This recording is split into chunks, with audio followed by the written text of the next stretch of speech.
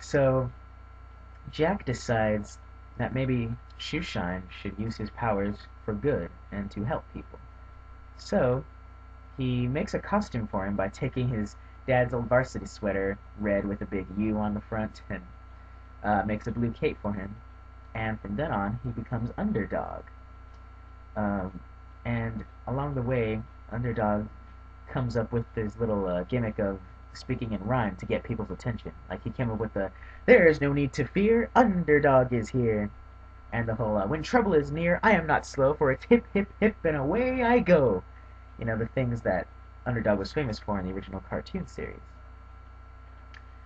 Uh, and these would probably be the movie's best points, where Underdog is just flying around saving the day, fighting bad guys, crashing through buildings. Because Underdog, he can fly no problem, but he was never the best at landing. He'd always crash into something. Love how they kept that aspect from the original cartoon in the movie. So yeah, movie continues. He goes and eventually defeats Dr. Simon Bar Sinister, saves the day, yada yada yada. The thing was, this movie was just, well, pretty boring actually. I mean, story just wasn't that great. I mean, I could see the potential in it, but it just felt nothing like the cartoon series. None of the characters really acted the way they should, except for Underdog. Polly Purebred, Underdog's sweetheart in the original cartoon series, they even changed her. Like, they made her kind of a stuck-up, snooty little spoiled poodle. Just kind of annoying. Um, oh, and Riff Raff, one of Underdog's main villains from the cartoon, was a wolf gangster in the original series. He had like his little mafia dog buddies, and he would really always like try to rob banks and cause all kinds of problems for Underdog. However, in the movie, he didn't even like wear clothes or anything. Nothing that really marked him as a gangster or anything. He just sort of acted like a bully whenever he'd run into Underdog, which wasn't very often actually. He wasn't in the movie that much.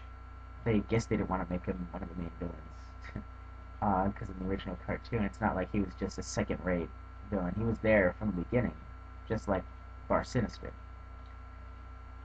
So, anyways, I did a little more research and found out apparently the plot of this movie was based on a one-shot comic book that no one ever heard of. Okay, so let me get this straight. Disney decides to make a movie based on a cartoon series that everybody knows about, but not do it based on that storyline. Instead, for some reason, they choose to do it based on the storyline from a one-shot comic that no one has ever heard of. Where is the sense in that, Disney? Oh my goodness, are you crazy? God, what were they thinking? Seriously, like my goodness. Of course, when people go into there, they're gonna think back to the cartoon, not this comic book that no one's ever heard of. Ah, Disney, why? Like, I don't understand. Why? What was their logic behind making that creative choice? You know, my goodness, that's just like making a Sonic the Hedgehog movie and making him pink. You know, oh, no one's gonna notice. A pink hedgehog, even though he's supposed to be blue. It's like, my goodness. Ugh.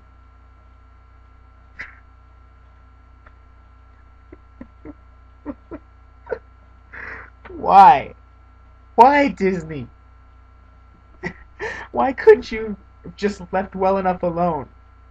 Why'd you have to go and pretty much soil Underdog with your crappy logic and writing? And my childhood memories has been uh, smothered, smashed to pieces.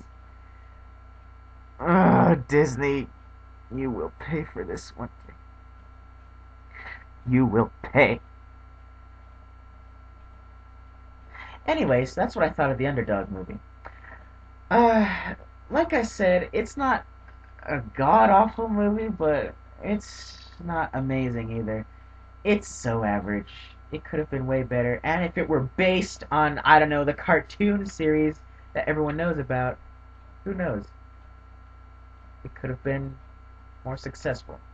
Actually, I think if it was done by any other company besides Disney, it would have been phenomenal. Give it to the people who did the Spider-Man movies or Iron Man. Shoot, those movies were phenomenal. Or the new Incredible Hulk. That movie was really cool. Give Underdog to a company who knows what the heck to do with superhero movies. You disappoint me, Disney.